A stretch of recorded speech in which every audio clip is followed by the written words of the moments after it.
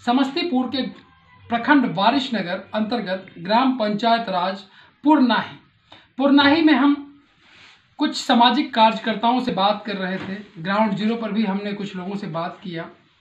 इसी बीच जो वर्तमान मुखिया हैं यहाँ के मीरा देवी जी, उनसे हमारी बात हो रही है। अगर मीरा देवी जी के बारे में कहा जाए तो ये एक राजनीतिक विरासत को आगे बढ़ा रही हैं।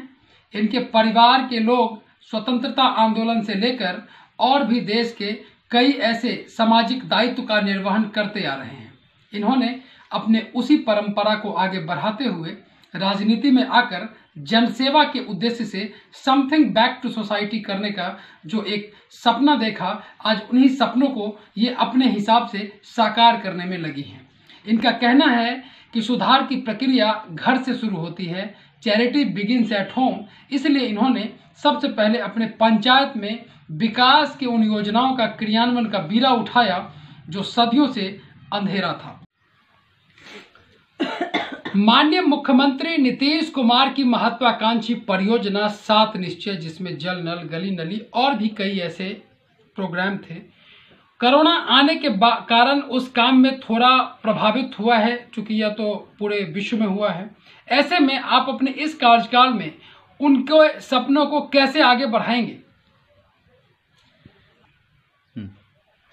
माननीय मुख्यमंत्री नीतीश कुमार जी के सपनों को हमने प्राथमिकता के आधार पर पूरा किया है।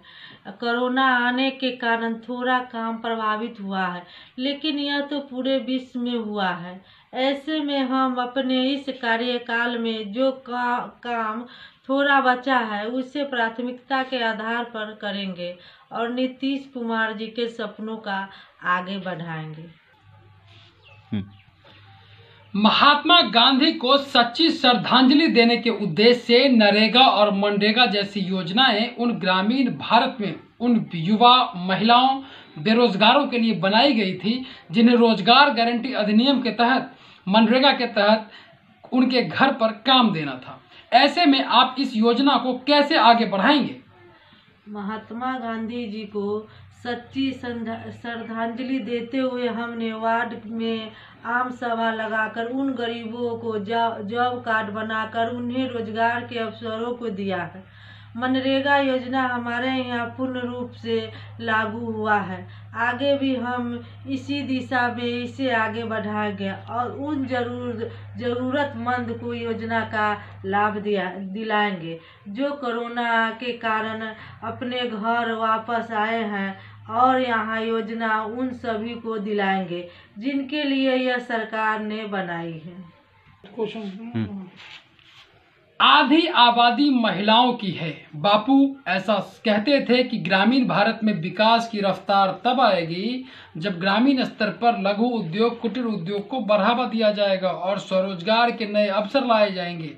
ऐसे में आपके द्वारा महिलाओं के स्वरोजगार के लिए क्या करने की योजना है? आगे आप इसे कैसे आगे बढ़ाएंगे? आधी आबादी महिलाओं की है। बापू कहा करते थे कि स्वरोजगार द्वारा ही विकास होंगे। इसलिए हमने पहले से ही बैंकों के माध्यम से ऋण शिविर लगाकर मुद्रा योजना का लाभ देते हुए स्वरोजगार के लिए लघु उद्योग, कुटीर उद्योग लगाकर उन्हें लाभ पहुंचाने का काम किया गया। लेकिन कोरोना के आने के कारण सब कुछ रुक गया। अब सब सामान्य हुआ है। आगे इसे प्राथमिकता के आधार पर करेंगे और महिलाओं को स्वरोजगार दिलाएंगे। हमारे परिवार के लोग लगभग 60 वर्षों से समाज सेवा करते आ रहे हैं। मैं उन्हीं के जिम्मेदारी का निर्वहन करने राजनीतिक में आई हूँ। एक ही उद्देश्य है, जनसेवा। ये नहीं आना चाहिए तुम।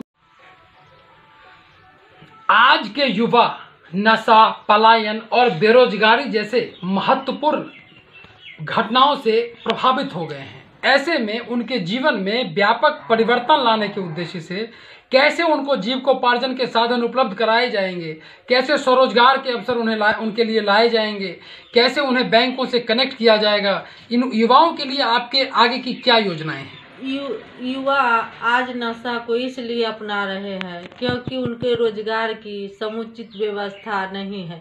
लेकिन हम स्वरोजगार के लिए लघु उद्योग, कुटीर उद्योग लगाकर उन्हें आगे बढ़ाएंगे, जिससे वह आज जो डिप्रेशन में है उससे दूर आएंगे और अपने जीव को अर्जन करेंगे। हम बैंकों में सहायता से ऋण शिविर लगाकर उन्हें स्वयं सहायता समूह के द्वारा गृह उद्योग में से ले जोड़ेंगे। हम तो यह काफ़ी दिनों से कर रहे हैं। कोरोना के कारण थोड़ा प्रभावित हुआ है, अब यह सामान्य हुआ है। इस कार्यकाल में प्राथमिकता से यह होगा। भ्रष्टाचार इस देश की एक अहम समस्या है। ट्रांसपेरेंसी इंटरनेशनल और सेंटर फॉर डेवलपमेंट स्टडीज की कई रिपोर्ट में सरकारी योजनाओं में व्याप्त भ्रष्टाचार को बताया गया है। ऐसे में आप अपने पंचायत में भ्रष्टाचार उन्मूलन को कैसे कंट्रोल करेंगे? भ्रष्टाचार पर कैसे काबू पाएंगे? भ्रष्टाचार जो इस देश की एक समस्या हो गई है, उसको आप कैसे कंट्रोल करेंगे? हम तो अपने कार्यकाल के पहले दिन से आम सभा के माध्यम से लोगों द्वारा योजना बनाते हैं। जब जन योजना द्वारा बताया जाता है कि वह काम होने के बाद लोग उसे खुद ही देख लेते हैं। इसे भ्रष्टाचार का कोई गुंजाइश नहीं है। फिर भी मैंने अपने सभी जनता को जन्मदिन के आग्रह किया था कि कोई भी लोग अगर आपसे किसी योजना से पैसा मांगता है तो आप इसकी सूचना मुखिया, बीडीओ या निगरानी विभाग को दे। हमने लिखित में शिकायत भी की है। अपने इस कार्यकाल में कोरोना की वजह से जो काम प्रभावित हुए, आप अपने इस अगले कार्यकाल में उन कामों में वो पांच कौन सा काम करेंगे जो इस कार्यकाल में कोरोना की भेंट चढ़ा? अब इस कार्यकाल में आप उसे प्राथमिकता के आधार पर वो काम करेंगे, उस काम के बारे में जिक्र करिए। बिहार सरकार भवन बनवाना, दूसरा स्वास्थ्य केंद्र की स्थापना करना, तीसरा है +2 स्कूल लड़कियों के लिए, चौथा है पुस्तकालय की स्थापना करेंगे, पांचवा युवा के लिए खेल के मैदान, छठा महिलाओं के युवाओं के लिए रोजगार, अल्पसंख्यक समुदाय के लिए मदरसा जरूरी। मैं अपने पंचायत के सभी सम्मानित जनता महिलाओं से आग्रह करती हूं कि मेरा चुनाव चिन्ह ईवीएम के क्रम संख्या 7 पर बरस छाप है। इसे बटन दबाकर अपना एक वोट देकर हमें भारी मतों से विजय बनाए, जिससे हम इसे आदर्श पंचायत बनाकर अपने लोगों को सपनों को साकार करें।